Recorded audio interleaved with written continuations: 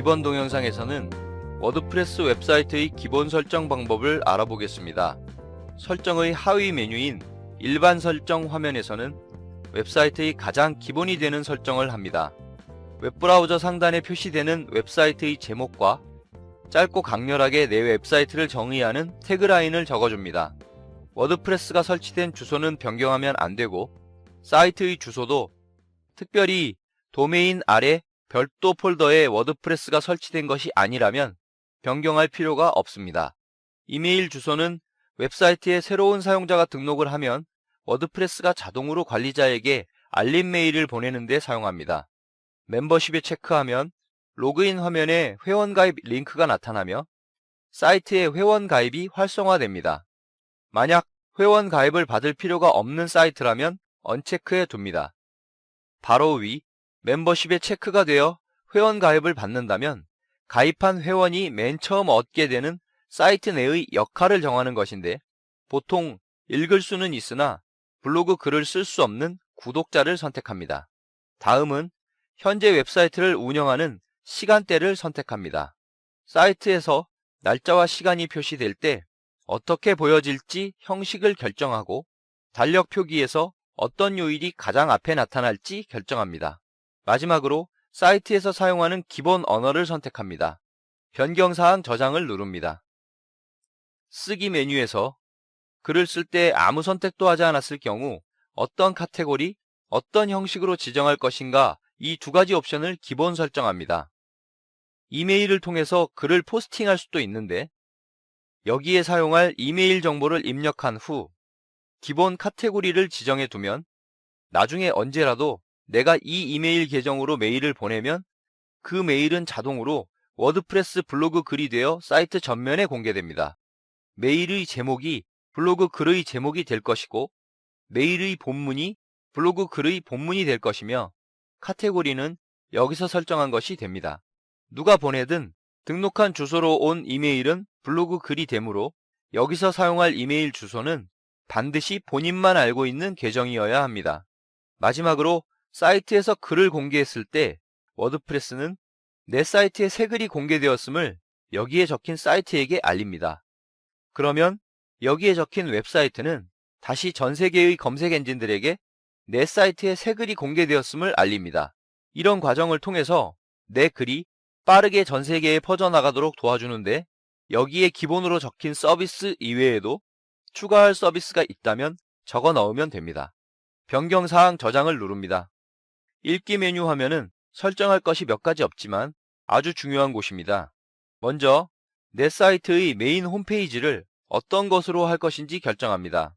워드프레스를 최초 설치하면 최근 글, 즉 블로그 화면이 사이트의 홈페이지인데 이것을 사용할 것인지 아니면 고정적인 페이지 하나를 선택해서 메인 페이지로 사용할 것인지를 결정하는 것입니다. 우리는 이것을 이전 동영상에서 다루었고 고정적인 페이지를 메인 홈페이지로 정하였으며 최근 글을 보여주는 블로그 페이지는 따로 만들어서 메뉴에 추가시켰습니다.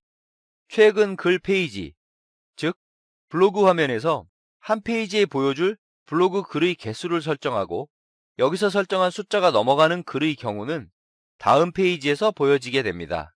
아래 두 개의 옵션은 내 웹사이트 방문자가 RSS 피드를 요청할 경우 몇 개의 RSS 피드를 어떤 형식으로 보내줄 것인지를 결정하는 것입니다.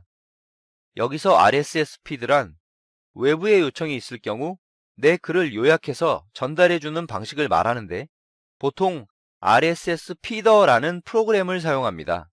이 방식을 이용하면 관심 있는 웹사이트의 업데이트를 바로바로 받아볼 수 있습니다.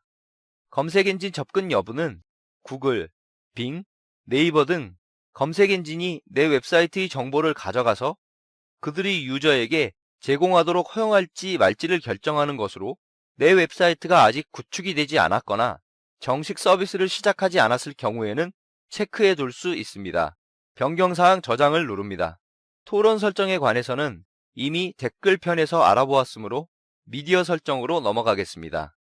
워드프레스는 이미지를 업로드할 때 원본 이미지뿐만 아니라 썸네일, 중간 크기, 최대 크기로 변경된 사이즈의 이미지도 동시에 만들어서 업로드합니다.